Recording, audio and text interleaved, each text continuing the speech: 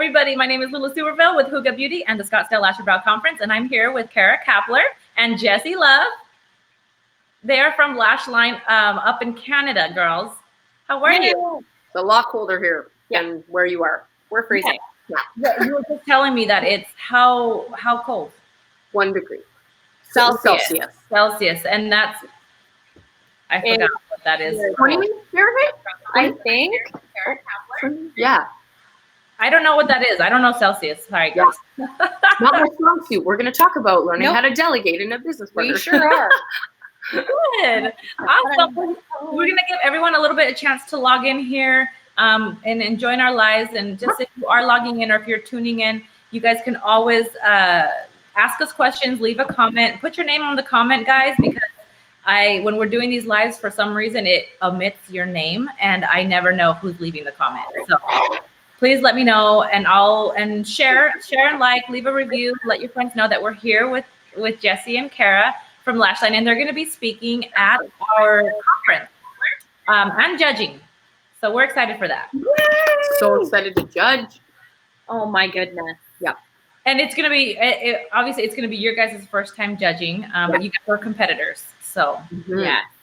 So I competed at the Royal Canadian Lash Championship last year, and my hands were shaking, and I probably had like the worst sweat stains out of everyone there, and I almost broke twice, but I made it. And so I hope everybody that's competing this year is gonna have such a great time. And took home a trophy after we got our car broken into and all supplies stolen. Yeah.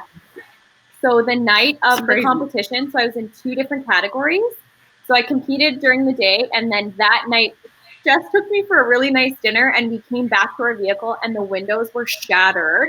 Yeah. And our beautiful, like we have our Lashline travel case is really sleek, and it looks very expensive. So I think they thought it was like camera equipment. Yeah. And so they stole all of my tools that I needed to compete. So thankfully we had an educator in the city that we were competing in. And so she lent me a bunch of product. But Jess was like, I need you to dig deep. And I was like, yeah, literally those words. Get your stuff together. Yeah. Oh my gosh, that's amazing. And so you won? You took home first? Yeah. I took home third place Canada-wide. Yeah. And I got to for the trophy because I was emceeing, which was, so when I opened the card, I was like, hey, the winner is. It was actually very cute because I realized I had placed just by her reaction. Yeah. She like pulled the name out and she was like, Cara Kapler. And I'm not a crier ever. Yeah, it was so cute. It was kind of funny. It was very special day for our partnership for sure. Absolutely. Yeah. Oh yeah, I'm sure. And what a beautiful, beautiful day to just, really just win. That can be put on your resume. That's put on your whole what's it called?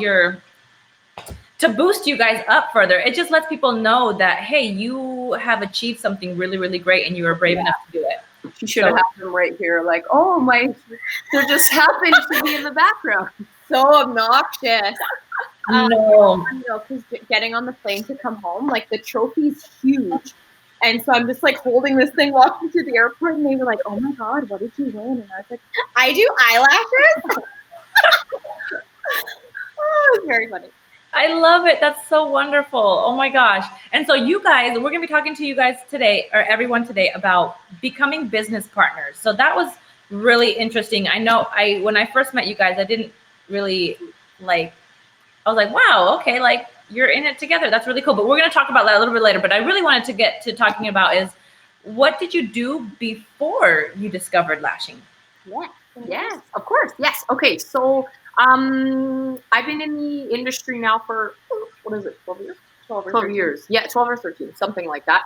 I was doing makeup and I was traveling the world doing makeup, so editorial, high fashion.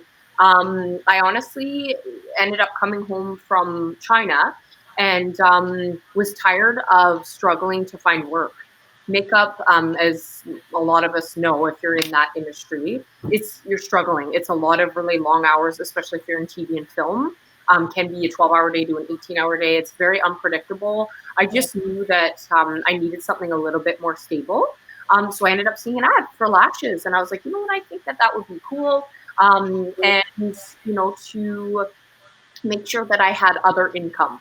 Just, I didn't want to just rely on makeup. And then I was also serving at the time and working at Costco. So it was definitely a lot to juggle. But then as soon as I started lashing, I was able to quit all those other jobs. Yeah. That's awesome. So I have a very similar background to Jess. So I am also a makeup artist and I specialize in bridal. So in the bridal industry, wedding season is jam-packed from probably like the end of April until the end of October. And then it's like crickets trying to get makeup clients.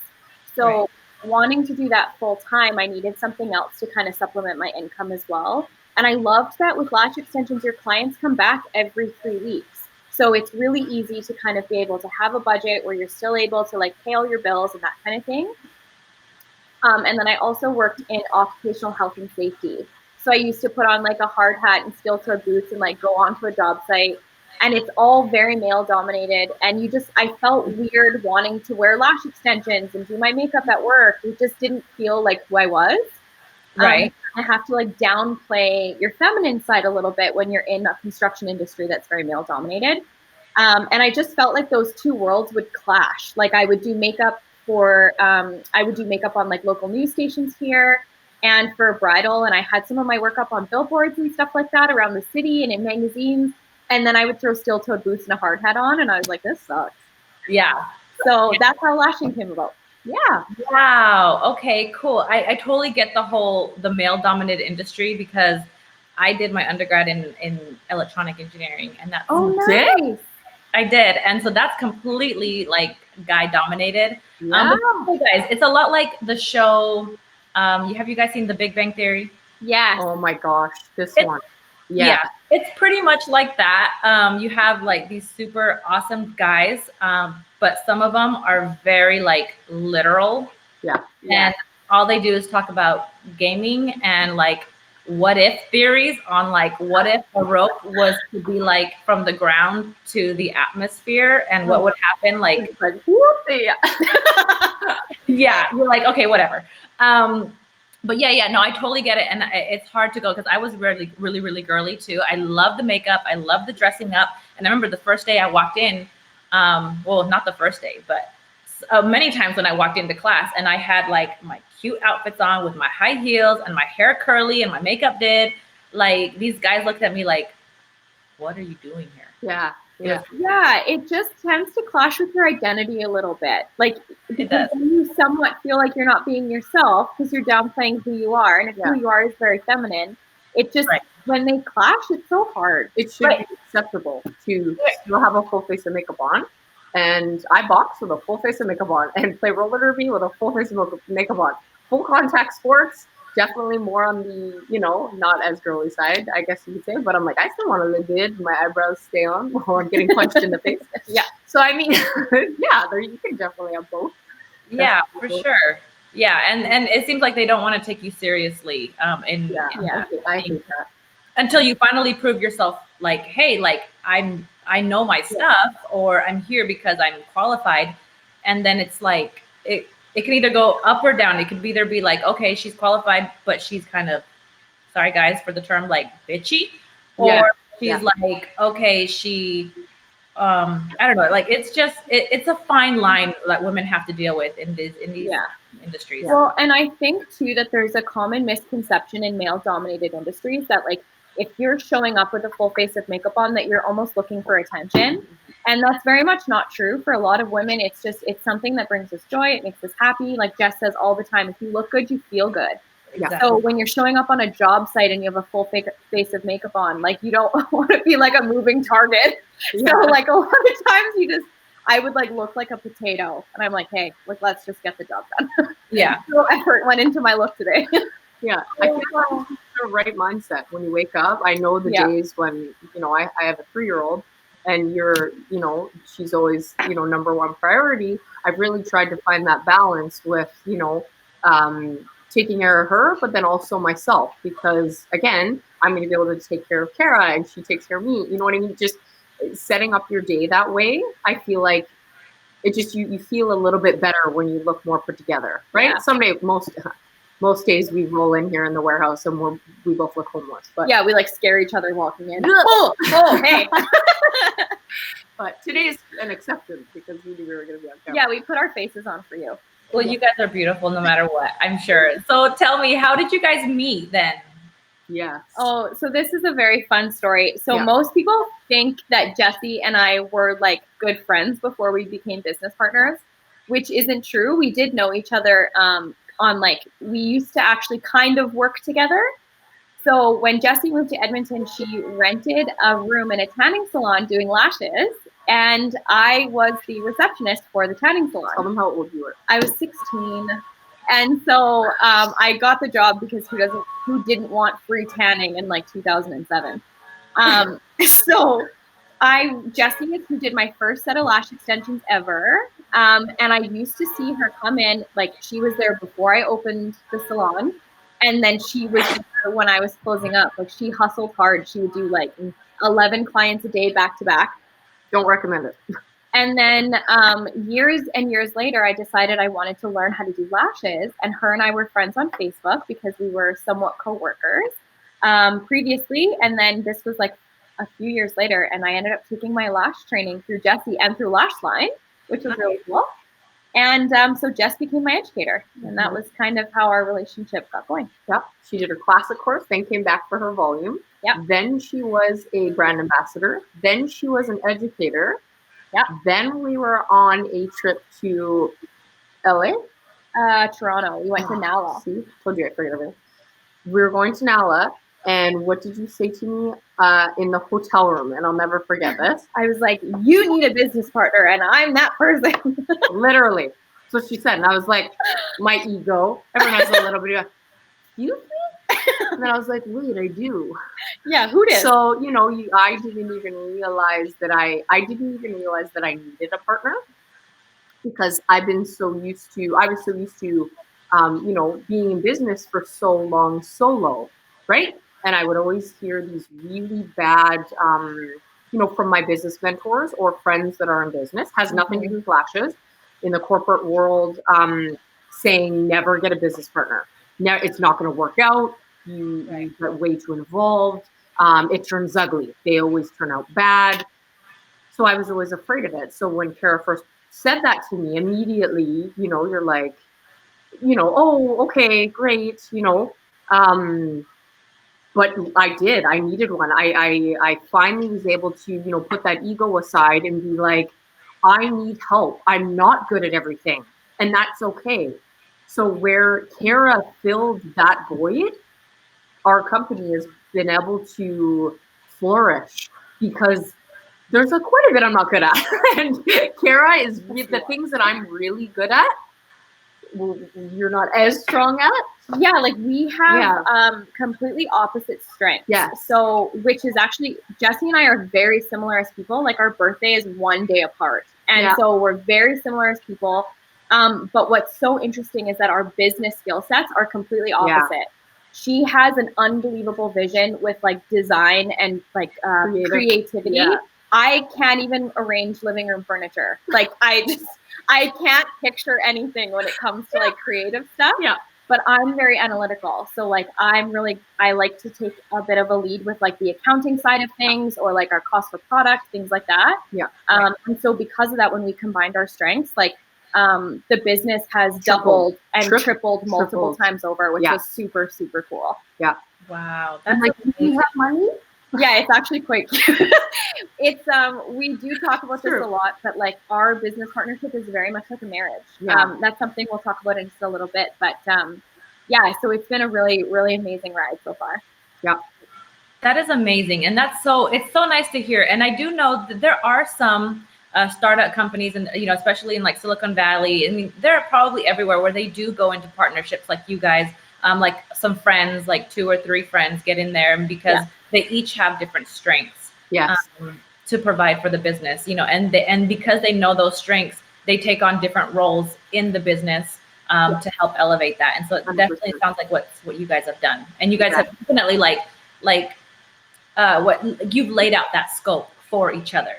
Mm-hmm. And we'll talk about definitely the struggles, because a lot of we get this a lot. Oh my gosh, you guys, look, your best friend. Like they don't see. Do you think we post our fights on a live? Do you know what I'm saying? Like, like I said, we'll get into that, but it's you know, partnerships, I don't recommend for everybody, Right. but we've really been able to nail down the science. I truly do feel that. Yeah. Don't worry, it's been a year of, you know, the first year, what, you know, was like a marriage. Yeah. Right? Yeah. Well, and I think that the thing that helped Jesse and I as well is our business partnership was built on mutual business respect for each other as well. So we didn't go into this because we were friends with each other. We weren't. We didn't really know each other outside of work or outside of like our scope of work that we were doing. It was a lot of mutual respect for what that other person was doing with their business. And we saw a similar drive with each other. Like, again, we are very similar people. So when a lot of people are out maybe like, you know, partying and living it up and whatever, Jess and I were always very similar with the fact that our nose was to the ground and we were hustling to build our businesses.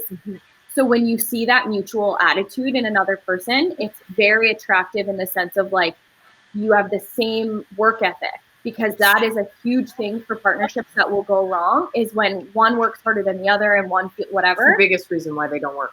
Right. Yeah. So for us, we have that same energy level and that same hustle. And I think that it's truly what's helping Lashline get to where it's going. Yeah. That's amazing. And so who takes on what role in the business? So for my side, I handle more of like the education side of things. So we have educators across Canada. And so we also offer different courses, having classic, volume. We also offer a bundle course where somebody can prepay for both and stay with us for both of their trainings. And there's a lot of work that goes into that with like making sure the amount, like the kits are packed and sent out when they need to be, booking dates for educators and hosts and things like that.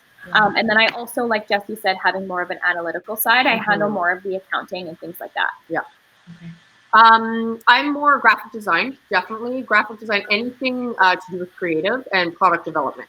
So now us, you know, and then we've hired out a lot of the other kind of nitty gritty things, right, within our team. Right. So just because though, you know, the brand gets designed a certain way, we always are in constant contact. So whether Cara can tell the difference between a couple different fonts, she cannot, but our colors, she's like, yeah, it looks great. But me taking the lead on that doesn't mean that Cara doesn't have that final say with me. Same thing with when we're bringing in new, you know, products, you know, the accounting side of things, whatever. We definitely would say that a lot of larger, more corporate companies, it's like they have their department, that's it. Where, you know, there's pros and cons. We like to still, you know, I would never want to launch a product without Cara's opinion or her product testing with it and the design of the final packaging, right?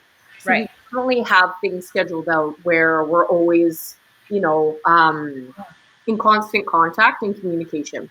And I still do take clients as well, like part-time on the side. So I have a big hand in being able to like product test something that Jesse's maybe wanting to bring in. Totally. And so because of that, we both are kind of, because our business gets to have a little bit more of that mom and pop shop vibe, there's a little bit of Jesse and I in everything that Lashline does, which is what's really nice about it. Even down to the orders that come in, usually like Jess and I are still involved with packing the orders and all of those types of things. And so it just helps us stay so much closer to all of the customers that we have. Totally. That's awesome. I love that. And so definitely you guys have found a way to take on your different roles, but then like you said, you have to collaborate with each other for everything as well, because it's going to look really inconsistent if Jessie goes off and does her own thing and then you go do your own thing and then you have no like meet together moment. Exactly. Well, and because I don't have that same like design vision that Jessie does, like she'll look at something and she's like, okay, literally, we gotta change that. And I'm like, oh dang, that's not our font? Weird. Yeah. No, that's right. Ours is black or something. You get, oh, I missed it. I'm like, all right, cool. Yeah. So here is, I'm just going to get you to work on that. Right. And again, not taking ourselves too seriously. The biggest things is, and I would say that was one of our biggest struggles the first year is, I don't like the word ego, but everyone does still have, you know, there's a healthy way to have, you know, a bit of an ego, if that makes sense. Right. So sometimes when I go, this looks stunning, or whatever, vice versa. Mm-hmm. And the other person is like, no, I disagree with this, this, and this. Trust me, the first year that definitely took some totally learning how to properly communicate, read each other. How many times with your husband are you like, right now is not the best time to talk about this? It's the exact same thing, right? Do I want to push your buttons right now? Okay. Yeah. Looks great, Jess. Yeah. Battles is a huge one. And literally, we might as well be reading a marriage handbook because it's so similar. It literally is. Yeah. Yeah. That's amazing. Okay, so what is the biggest challenge? You mentioned challenges. What's the biggest challenges for you two as partners? Yes. So I would, along with what Jessie was saying, where it's like a marriage, she's 1,000% right. So, I mean, for me personally, I'm married. I've been married for 8 years. So Jess has been married for a long time as well. In my relationship, the first year was the hardest. And that was definitely the same with Lashline, with our partnership. Reason being, you're getting to know that person. Yeah. The way you communicate might not be the way that they communicate. And when this is your business and this is like everything you work for that's on the line, there's a lot of emotion attached to that. Yeah. A lot of passion. And so because of that, it was a struggle, I think, in the first year to truly learn that other person really well. Yeah. So that you didn't. No. You're friends on Facebook. And you know what that means. Yeah, exactly. You like my pictures. Like, yeah, and and you like that person's hustle and that person's drive. But like, again, when it's like 9 o'clock at night and you've been at the warehouse since 7 a.m. and you're exhausted and you haven't seen your family and you might be a little hangry, how are you communicating with each other? Yes. So, or like she was saying, designing certain things, or someone placed a wrong order for 50,000 trays and messed up on, and it's like, okay, I'm not going to kill you. Do you know what I mean? But it's true. It's like people make mistakes. I feel like it's almost more scary than a marriage. That sounds terrible, but it's, how many times do we treat our husband, we talk to them because you're like, you're my husband, you're going to be here when I wake up. Where you're more careful with your business partner. That sounds terrible, but it's so true. It's really true because, I mean, I don't know, with my husband, when we first got married, we didn't have a pot to piss in. Like, you don't have anything. You're broke. Whereas when you're starting your business, most of, like, at least this was my case, right? My life savings was invested. There's a lot here. With Jessie, she had Lashline already for a few years, and she had her, like, time, effort, money into the business as well. Mm-hmm. So there's also a lot of pressure on that partnership to work out, because what if it doesn't? Yeah. So it really makes you sit down, and we definitely prioritize our partnership. Like, there'll be a lot of times where Jess will call me and she's like, hey, I just want to talk about this super quick. Yeah. She's always been really good about that. Like, if there was something that rubbed either one of us the wrong way, like, we do not even, same rule with marriage, we do not go to bed until it's fixed. That's how we were raised, definitely. So I mean, we do that in our partnership as well, that you sit on it. And there was a few times we sat on things in the first year. That doesn't happen anymore.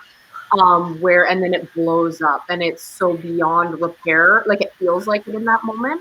Mm-hmm. So communication, honestly, the biggest struggle in the first year, or maybe some partnerships are really great for the first year. Because some marriages are really great in the first year, and then that 7-year itch or whatever. But like a business partnership, second year, it goes, you know what I mean? In the toilet, communication starts getting lost. Yeah, we do. I would say that even the last few weeks, we noticed that we weren't communicating as much. And we were like, hey, we have to change this. No, it doesn't feel right. Yeah, right? Like, there wasn't any arguing. We weren't, like, it was just, hey. We weren't seeing each other. Yeah, we're not together as often, and that has to change because our business does best when her and I are very connected. Yeah. And so I think another big struggle, this very much so for me, I think the first year more than Jess. Jess had a lot of, like, business experience, a lot more than I did. I had my business lashing, but owning an e-commerce business is a whole new ballgame now. And I think a huge struggle that we felt last year was, unfortunately, a lot of people will start treating you like a business more than they treat you like you're a human being and a person. And for me, that was very, very hard because this was very new for me. And so having Jess being able to be like, it's okay, we've got this. I remember, I'll never forget this, honestly. Last year, Christmas Day, we ended up getting just a nasty email about somebody that wasn't satisfied with a product, which was a really easy fix. Yeah. But you know, they kind of make it seem like it's a huge deal because they're hoping to maybe get a free product or something. And it's like, I get it, but like, this is a human being that we both opened the email on our phones with our family on Christmas Day. And it was like the whole world gets the day off, but we don't, you know, like you're just treated like you're a business and that you're not a human being with feelings. Yeah. So that gets hard sometimes too. And the only way, some people are born, I feel like, I have a few best friends that are in business, that they were born, they can separate that fully. If they open that email on Christmas, they're like, nah, whatever, I'll deal with it later. Right. We're not like that. No. We very much, It affects you. It does. And the only way that I've been able to personally handle it is I had my brick and mortar shops. I've been used to being treated like garbage. Does that make sense? No, but I'm serious. I've been so used to so many years that it still bothers me, but not to the point that it used to. Mm-hmm. And so Cara saying, coming on his first year, being like, Jessie, like, why isn't this upsetting you? And I'm like, it's all good, even though I'm like, but I just know how to, you know, and it's great because then I can guide Cara, right, with those things, and then things that she's brought into the table that she's helped, you know, guide me and let things go, or just about different situations, right? I feel like entrepreneurship as a whole can be extremely isolating. Usually people don't understand that struggle until they're an entrepreneur. And I was all like, I'm an entrepreneur, like, because I had my own lash business. But it was still just me doing lashing clients. And getting into like a product-based business and e-commerce as a whole. Holy moly. Like, there was, over Christmas, I can take a week off from lashing. You don't have that option anymore when you have an e-commerce business. So for me, there was no break. Like, I think that the last year, the first year of our partnership was the most mentally and emotionally draining.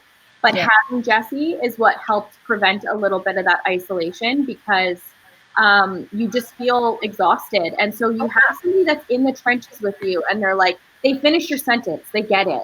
Mm-hmm. And so that helped me not feel nearly as alone or as isolated, because like, you have your person. The only person that will understand your business the way that you do, or have as much heart and soul in it, is a business partner. Yeah. It's not an employee. It's not like, they won't get it the same way. So that's where I think too, like, our relationship outside of work, we became so close, because you rely on them for so much now. Yeah.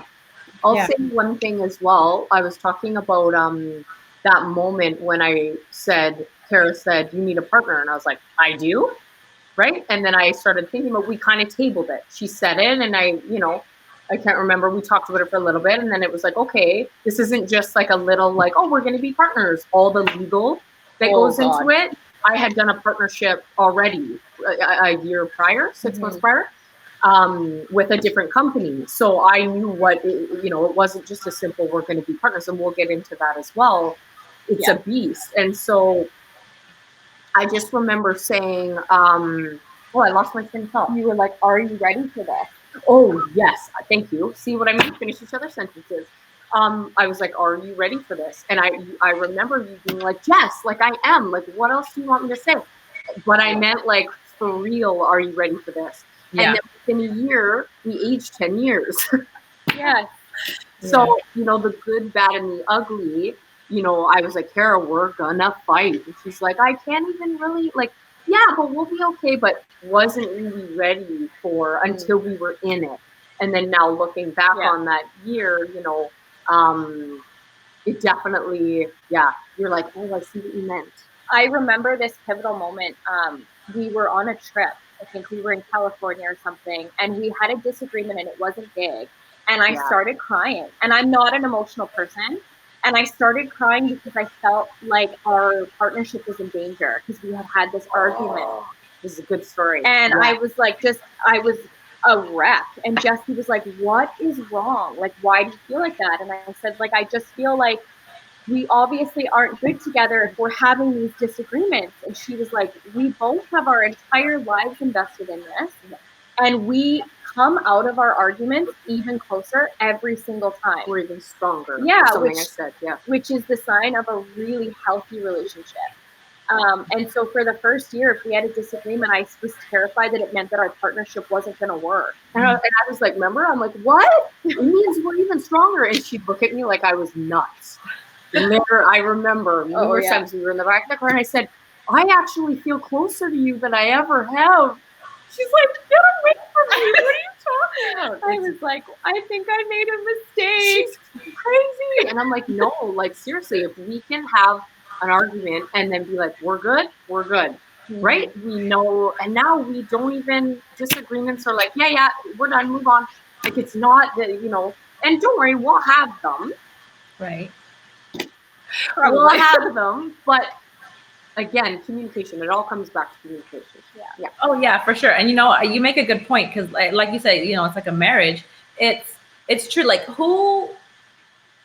you won't argue, you won't fight really with people that you are just acquaintances with, that you would just have like a regular, like a minor friendship with. But who do you fight with the most? You fight with your family the most. Your closest loved one. Right, your closest loved one. And it's not because we're trying to be mean to each other, but because we know each other so well. Like we know how to get like under each other's skins. We know what each of our pinpoints are, and then we really know how to uplift each other as well. And so that's what makes a great partnership, whether it's a marriage, whether it's a business partnership. And like it's great to have your mentality, Jessie, because it's like, wait a minute, we're okay. Like, yeah, don't worry about it. This is going to make us stronger. This is going to make us like move past this. Yes. I was always really nervous to ever discuss openly that Jess and I would have arguments or that our partnership had ups and downs. I didn't ever want our customers to feel like we were not strong.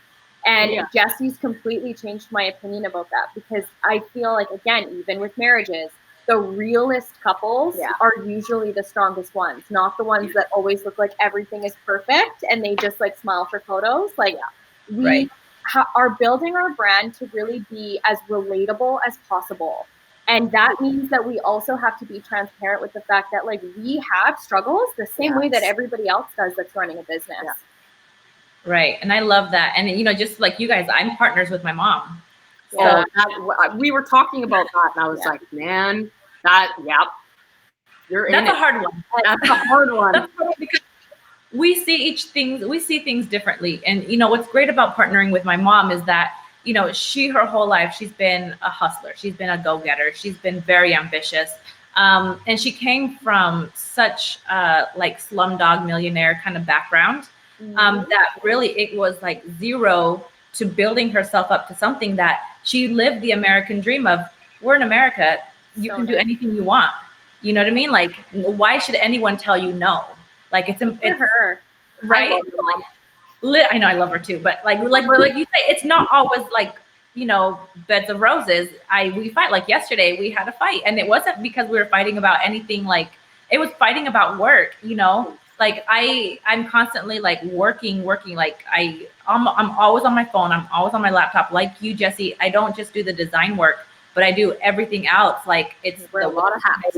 A lot of hats, right? Mm-hmm. And I'm literally staring at my computer more than 12 hours a day. And my husband gets really pissed off. When he comes home and the kids come home and, trying to help them with homework or be home, make dinner, several nights the last couple of weeks, I haven't even remembered to do dinner. And my husband's have the kids eaten? And I'm like, oh shoot, no. And then he'd get really angry. He's like, what's going on? Yeah. You're busy. So anyway, the fight going on to my mom, she calls me yesterday and I'm sitting here with my kids. I wanted my Sunday to me. We're trying to get the house ready for Thanksgiving, for family to come over. And I just wanted the one day to not think about work. And, hey, I'm going to come over to your house and we're going to talk work. And I'm like, rattlesnakes. Yeah. Right. And, all these other things. And we kind of blew up and she's like, I don't want to talk to you anymore right now. I can't talk to you. Hands up. And so it's no, Mom, I don't have time for that. Anyway, so it's really, really hard, as you guys know, is to divide and conquer and to really set aside that time and to make it work. Well, and you're talking about too, we also had to learn boundaries with each other, right? There would be times where like we might message the other person at like 10 o'clock at night and you forget that person might be sleeping. Just because you're up hustling doesn't mean that the other one is. We usually both are up, but it's true. It's true. Or like I don't have children. So like for me, I had to also learn that like Jessie is a mom as well, and that's such an important role for her. Yeah. And so if she's with her daughter, if it's not urgent, I don't need to talk about it right now. I'm going to let her have that time with her daughter, and then her and I can discuss it Monday morning kind of thing. Yeah. Right. That's awesome. Sorry, I didn't mean to cut you off there. Being able to turn it off. So what I mean by that is we now are best friends, which I don't recommend that for every part, because it happened by accident. It happened by accident. I was like, I don't even like you. No. Rude. I'm delightful. No. So it just ended up like, do you remember? I was like, no, we can't be this close. It can't happen. It goes, everything I know in business. Why is this happening? Yeah. Anyways, I keep getting off track. Being able to turn it off. So when I'm like, best friend, blah, blah, blah, we're talking about something funny, and she's like, let's get to work. And I'm like, no, but I want to have fun time still. You have to understand that, like, that's not easy to do, right? It's almost like we've had to schedule, like, hey, this is work time, and then we'll talk for 45 minutes about celebrities. No. But do you know what I'm saying? And it's the same thing for work with family. So your mom, okay, is this family time or is this work time? Right. It's very difficult sometimes. We get it.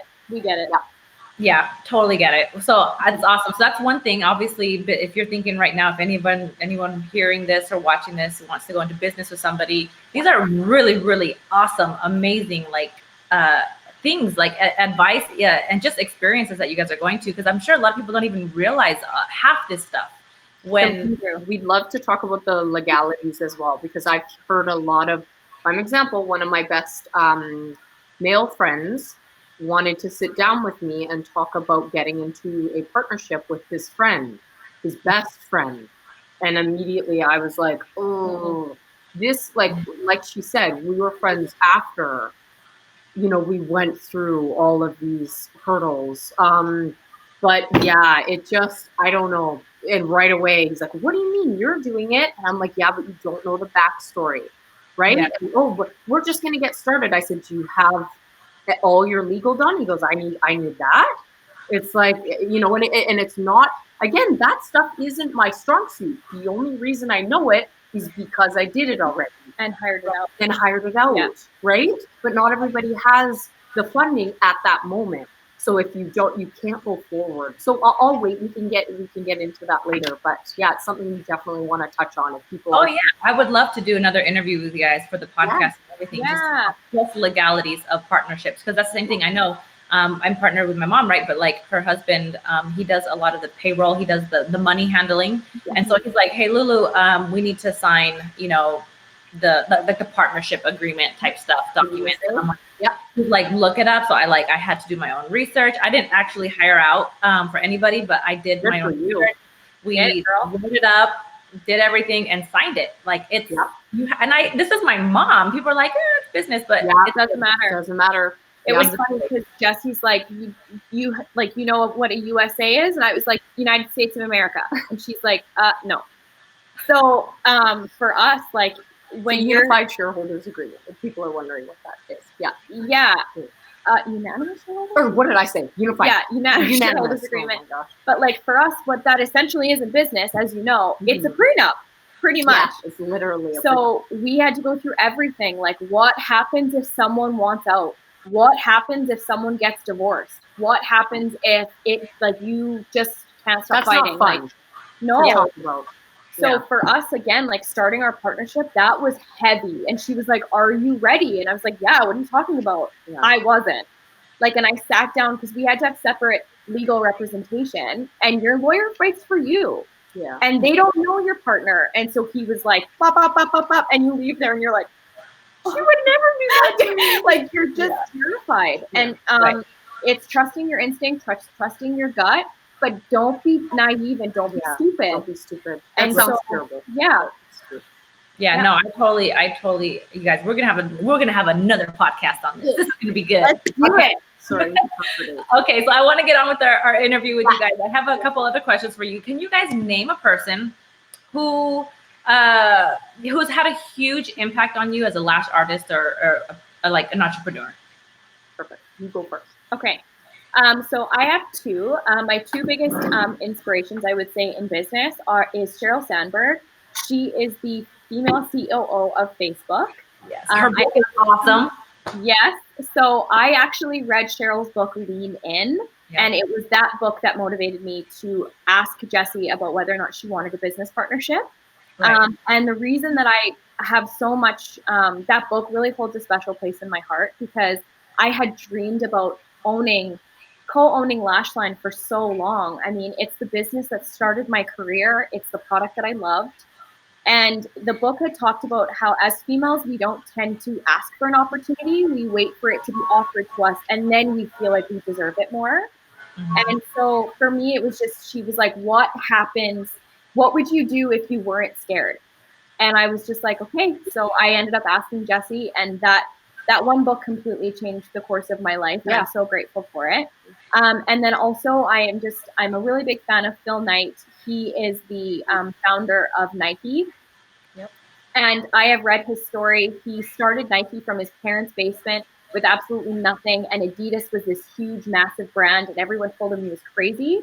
And to this day, Nike is bigger than Adidas. And he did it with a bunch of sweat equity. And I just really relate to a lot of the struggles that he went through with the manufacturing process of a product, things like that. And those two people have been huge inspirations for me personally for business. Yes, I love that too because she literally read that book on the plane to meet me in Toronto. Yeah. And then asked me about being co-owner, which is so cool. So I have two. Ali Webb is one. She's the founder and CEO of Dry Bar. And also Squeeze, her new company. So she actually owns 150 locations. She's mastered the art of franchising. So I have been, and now she's developing a whole brand new franchise, like I said, called Squeeze, and it's a massage franchise. So I have been following her, how she's been able to delegate like her team and the consistency in her shops. I really pull a lot of inspiration from her and try to learn how she delegates so well and keeps her team accountable to be able to grow our brand, right? Yeah. That's someone I love. And Gary Vee. So Gary Vee, if you know me, you know I got energy. And that guy, I've seen him live and I'm just like, I love him, but then I also disagree with a few things. His, hustle with being like, okay with getting 4 hours of sleep. I did that. I did it for years and it killed me and it aged me. So, I mean, there's a way to have hustle, but then balance, right, at the same time. So I do use Gary Vee, his quotes and his videos definitely inspire me on a daily to like keep hustling, stay positive. Right. But I would definitely say Ali Webb more for like brand development and, stuff that directly correlates with our business today. So wow, that's awesome. Those are all amazing people. That's great. And I'm so happy that you said Sheryl Sandberg, and not a lot of people mention her. She's amazing. If you guys read her story, Lean In, that's great. And I know I listened to Gary Vee. Actually, I didn't really know about Gary Vee until recently. People were talking out, spitting out his name. I'm like, who is this dude? I'm like, I listened to Tony Robbins all day, but like, we went to Tony together and we were like, yes. So yeah, for sure. I know. I love all those people. I that's just an amazing. I love that you guys have these inspirations that you guys can pull from. So what have you noticed that in your business is one of the biggest challenges that you feel there is for new lash artists, and how would you advise them to overcome that? So this is actually a topic I'm personally very, very passionate about, because when you become a new lash artist, usually 9 times out of 10, the one thing you're not expecting, you go into it being like, I need to learn how to do lashes. Yep. You also need to learn how to run a business, especially if you're going into lashes for yourself.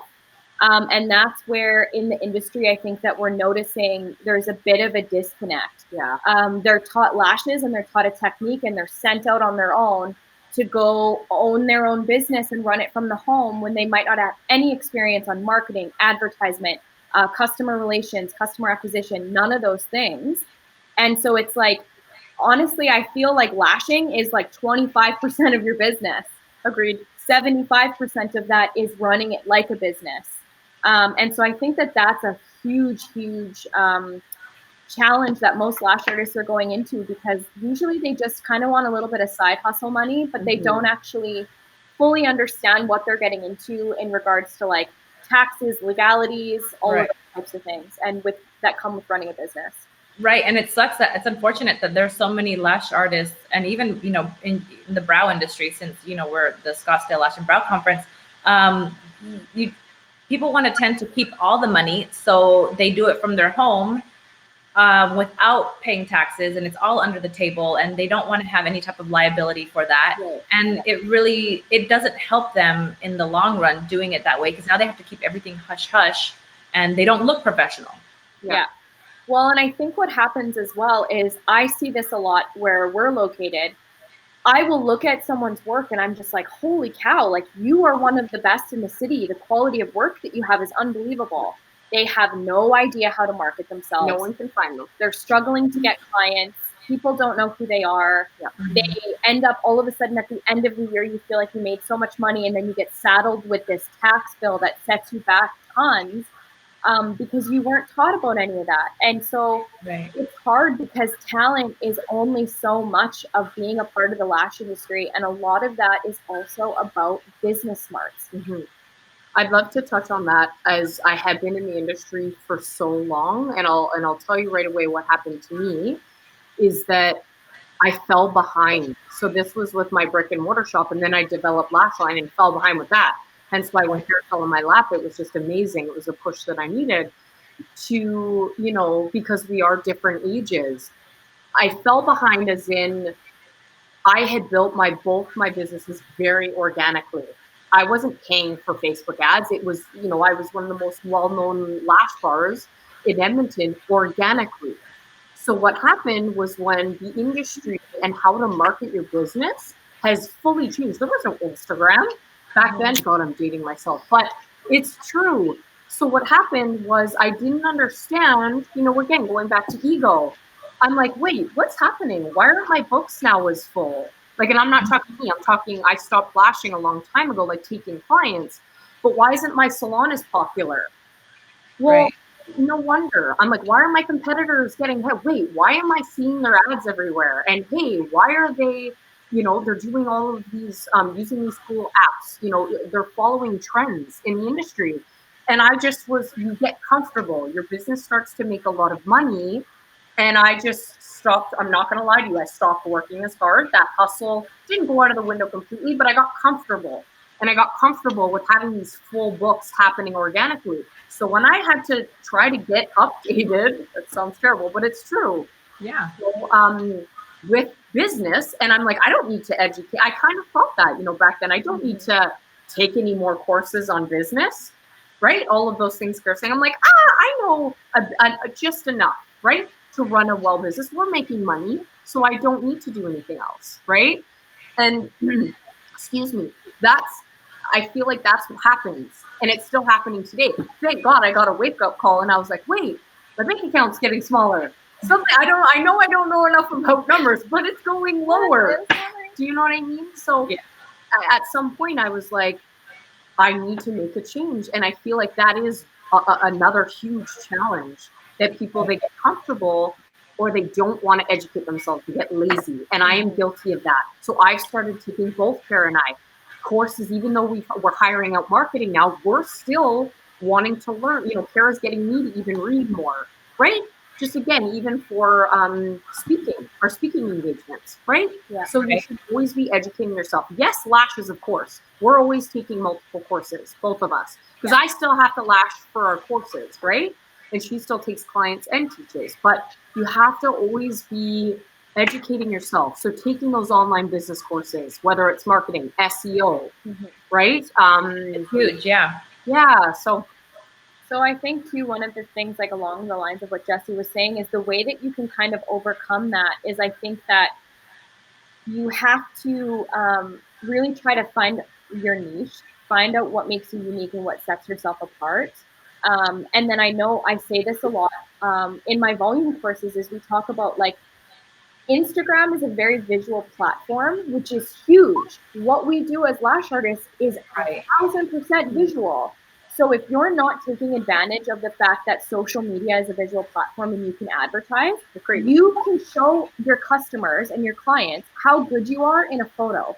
Imagine being a massage therapist and trying to advertise on Instagram. Way harder.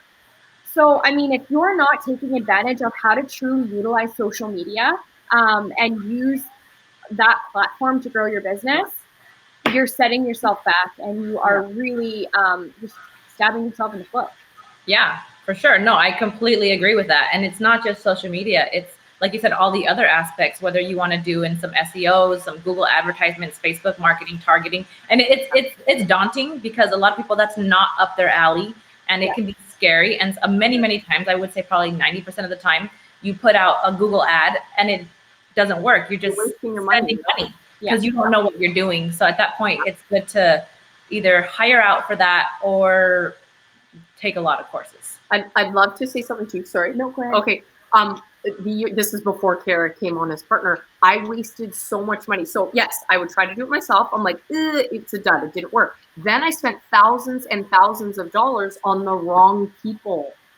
So what happens is that, you know what? Forget it. I'm hiring out and it's still not working. So then you just get complacent, right? So it's not just about, I'm going to delegate and hire, because I tried that, right? And it would never work out. The graphic designer was terrible. The SEO, I noticed no improvements. They were doing illegal things with the site to reach more people, and you have no idea, right? So a lot of things that you're like, I am delegating. I'm doing all of these things that our mentors are telling us to do. I'm still not seeing results. Right. Right? So... So, and I mean, that has to go to say, Jess and I speak a lot on, like, that you can never underestimate the power of sweat equity. Okay. If you don't have the money, that's okay. That doesn't mean your business isn't going to grow.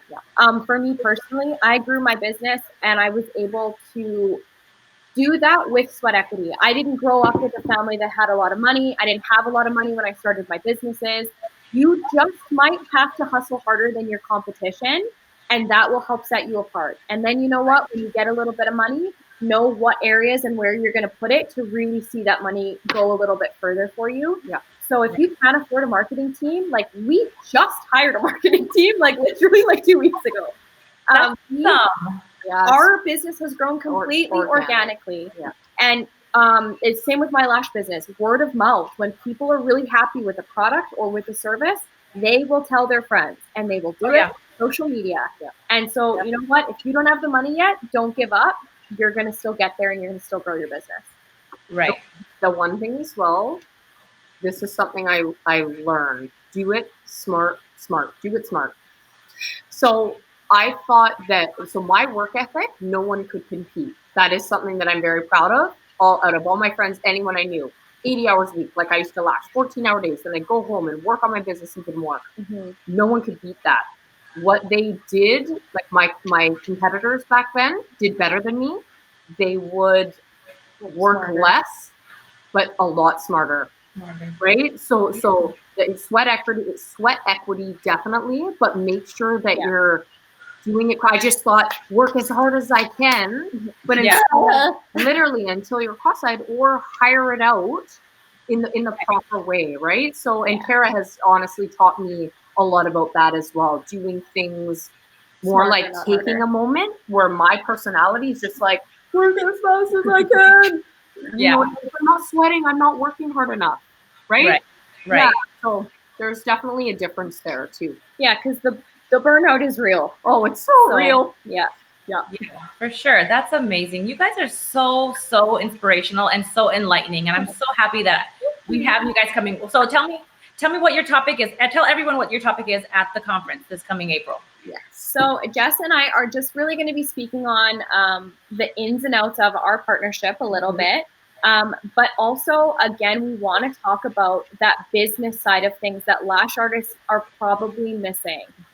Just giving them a few tips on little changes that you can make that are going to absolutely skyrocket your business. And one of those things is finding the right people to partner up with and what to look for.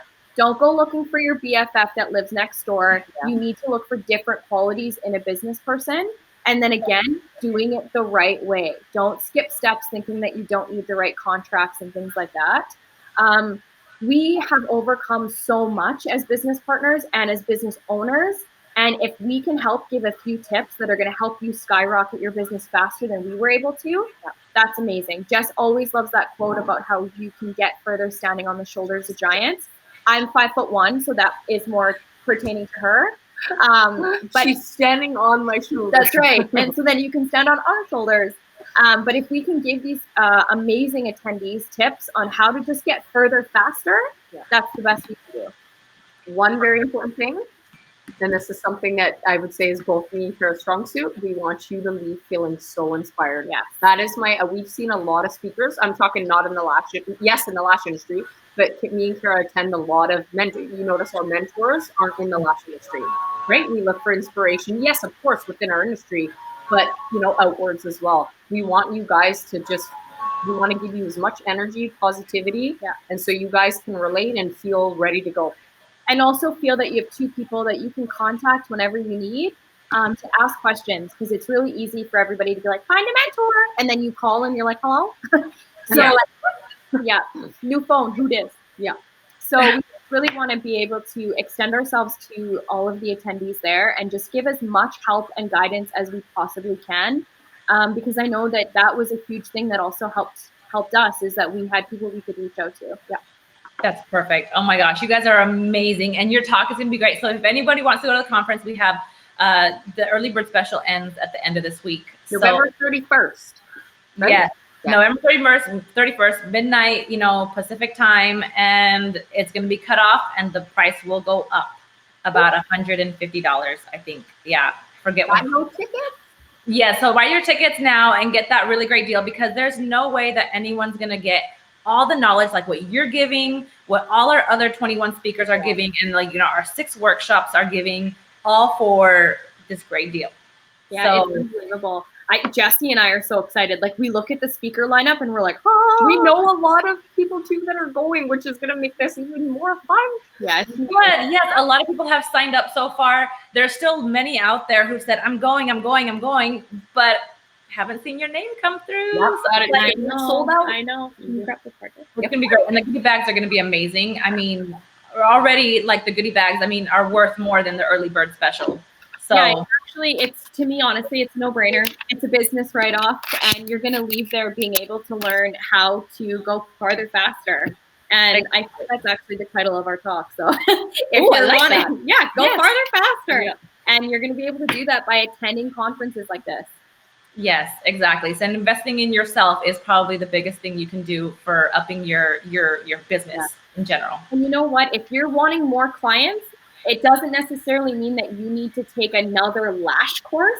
It's usually you need a business course. Yes. And this conference, you are getting all of that and then some rolled into one amazing package for a fraction of the price of most lash courses that are only a day, maybe 2 days. Yeah, right. So, honestly, this is such a no-brainer, and I hope so many people take this seriously. I have a feeling there's going to be a huge wait list.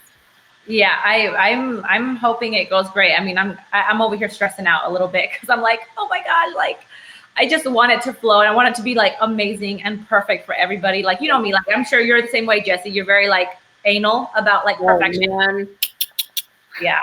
So anyway, it's going to be awesome, you guys. So go in, ScottsdaleLashBrowConference.com. Check out Cara and Jessie they have their Facebook, Instagrams. I showed you guys the Lashline Academy as well as their personal ones. I had it posted repeatedly through here. Remind me what yours is. It's Mrs. Kapler, MRS. Yeah, MRSKAPLER is my personal. Yeah. And personal Jessie, JESSILYN, Love, LOVE. Love. And yes, that is my real name. A lot of people, is that your real last name? Yes. That's awesome. I love that. Okay, so everyone go check them out. Thank you, girls, for joining me today. I appreciate it. And we'll see you guys later. Can't wait to see you. Can't wait to see ya. Thank you. We'll see you. Bye, everybody. Bye.